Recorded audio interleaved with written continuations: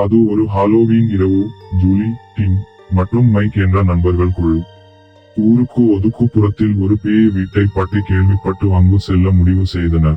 அவர்கள் வீட்டை நெருங்கியதும் தரை பலகைகளின் சத்தமும் பேய் முனகல்களும் அவர்களை வரவேற்றன. உள்ளே செல்லும் போது பதட்டமாகவும் இருந்தனர். முதலில் எல்லாம் சாதாரணமாக தோன்றியது.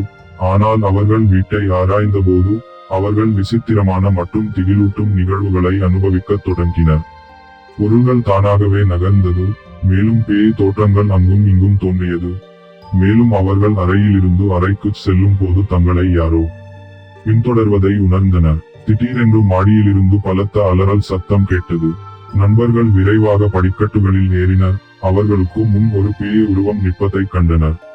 பேய் அவர்களை உடனடியாக வீட்டை விட்டு வெளியேறும்படி எச்சரித்து நண்பர்கள் உடனே வீட்டை விட்டு சிதறி ஓடினர்.